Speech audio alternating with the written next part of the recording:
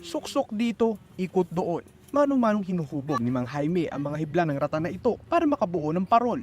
Ilang dekada nang ito ang hanap buhay niya, pero sa kanyang pwesto sa tapitan sa Maynila, sila na lang daw ang nagbebenta ng parol na gawang ratan. Mabusisi at matrabaho raw kasi ito. Kaya naman kumukonti na ang may interes na gumawa nito. Hindi namin alam na magkiklik yan. Kasi ikaw ba naman gumawa ng ganyan, sugat-sugat yung mga kamay mo, duguan talaga eh. Siyempre, hindi mo na iisipin na na gumawa pa niya. Depende sa size, inaabot daw siya ng hanggang kalahating oras sa pagbuo ng kada isang ratan parol na ibebenta niya ito ng 100 hanggang 500 pesos. Depende sa laki, hindi na masama dahil ibang klaseng craftsmanship naman ang binabayaran dito. At dahil bare season ang pinakamabentang panahon para sa kanila, talagang overtime na sila sa trabaho. Pero syempre, may work-life balance pa rin daw. Pinagpupuyatan kasi namin yan. Yung kumita ka nga, yung kinita mo naman, pinanggastos mo naman nagkasakit ka. Wawa ka rin, mas doble pa. Pasasalamat naman nila Mang Jaime dahil marami pa rin naman ang tumatangkilik na mga gawa niya. Wala raw kasing katumbas ang gawang kamay at locally made pa. Lahat ng bagay ngayon, mas napapabilis na sa pamamagitan ng teknolohiya.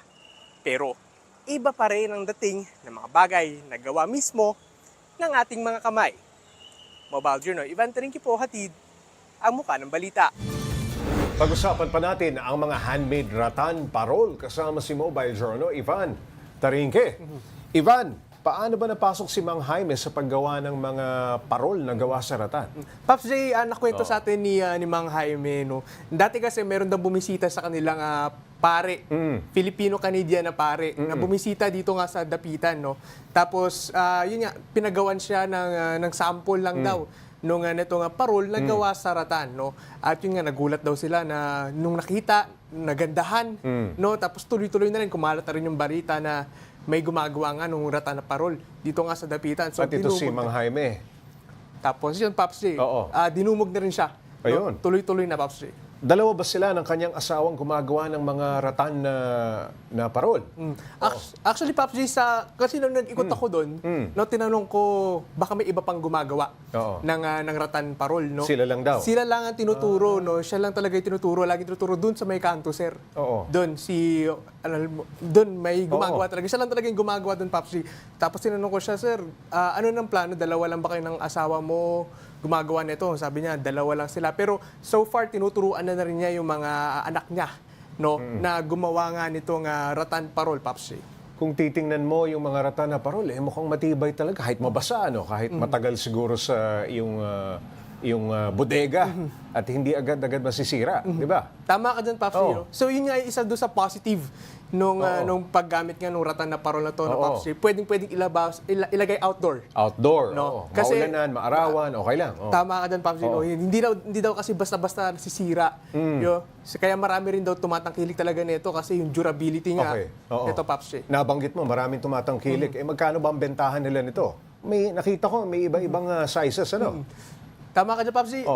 Yung pinakamaliit nila, Pops J, Oo. nasa 100 pesos. 100 pesos. No, 100 pesos. Hindi na masama Hindi yun. na masama, Pops Oo. J. Dahil naman kung Considering ilang taon mong gagamitin. yun nga, Pops J, no? Oo. Saka pag nakita mo kasi talaga kung paano niya ginawa, parang mabibilib ka, nag-uusap lang kayo, makita mo nakatapos na siya nung isang parol. No, Oo. parang wow, mapapawaw ka na lang talaga. Sabi nga ni Mang Jaime, nagkakasugat-sugat yung kanyang mga kamay, ano?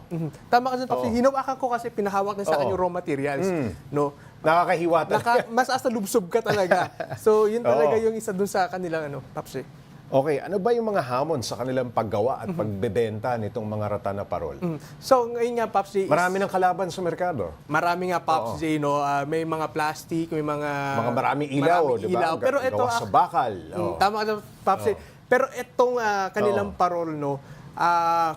Nakaka-distinct kasi yung design. Okay. No? Pag nakita Very mo, native. very native, Pops. Oo. Yun nga yung Oo. isa nilang describe dito, no? Very native yung kanilang parol at talagang pag nakita mo magsa-stand out siya. Kakaiba. Kakaiba. Oo. Tapos pwede rin actually lagyan daw ng ilaw sa loob, no? Para kahit papaano mas mabuhayan pa yung kanilang parol, Pops. Dahil nga sa hirap ng paggawa ng mga ratan na parol, naiisipan ba nilang bumili na lamang at maging reseller ng mga ratan na parol?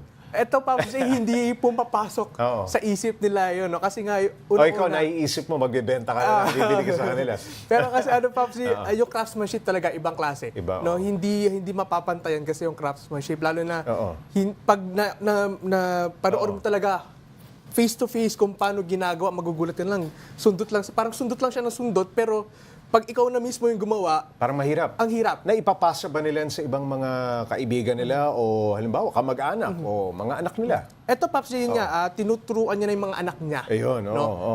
Pasa-pasa kasi sabi niya, sila rin naman makikinabang nito pagdating ng araw. No? Pero, Pops, meron din siya, nagtuturo din siya sa mga ibang universities. No? Nakakwento niya sa Kung paano gumawa ng ratan na parol? Tama ka dyan, Pops J. No?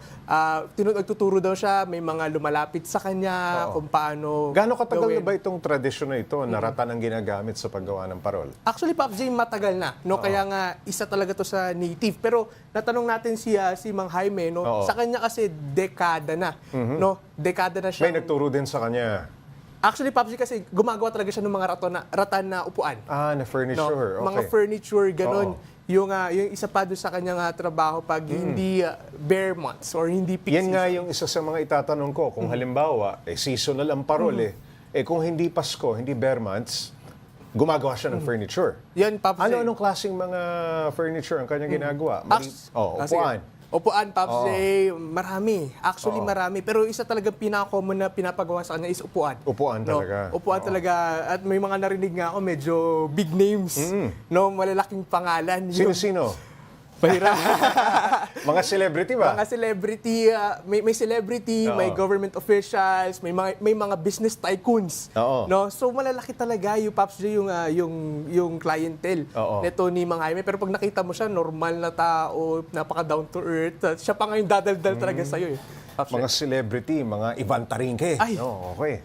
Maraming salamat, Mobile Journal Ivan Tarinque.